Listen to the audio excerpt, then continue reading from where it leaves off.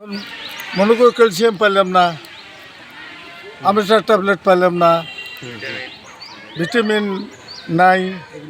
হ্যাঁ, আমাকে শুধু দিলে এই যে মনে করেন যে অ্যান্টাসিড আর এই যে প্যারাসিটামল, এটাই খান।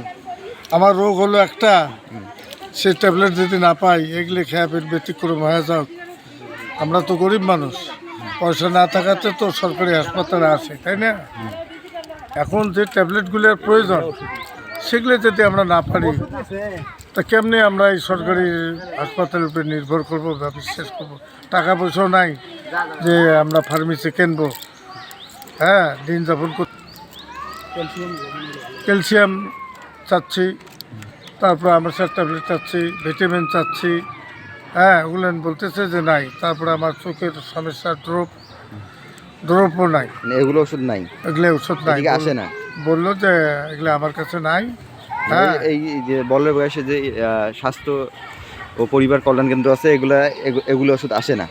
না, আসে না, খুব কম। পড়ায় রুগীকে জিজ্ঞাসা করি, কয় না আমরা যে রোগের জন্য ওষুধ চাইলাম সেটা নাই, এগুলো দিল।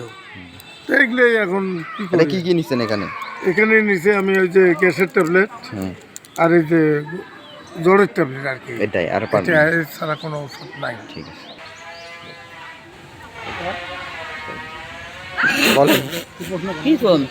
এখন আপনার এখানে মানে কি কি ওষুধ আসে আর কি কি ওষুধ আসে না, এটা বলেন। আর এও নাই, সেদিন ভিটামিন বড়ি নাই, ক্যালসিয়াম নাই, আয়রন বড়ি আছে দিছে। আয়রন আছে দিছে। এখন এই যে ক্যালসিয়াম আর ভিটামিন, এটা কতদিন পর পর আসে? অনেক দিনই এসে আসে, 3-4 মাসে। 3-4 মাসে আসে। এখন আপনাদের আসে না আসে। আপনাদের দাবি কি যে এটা মানে সবসময় এটা থাকা উচিত এখানে নাকি? হ্যাঁ।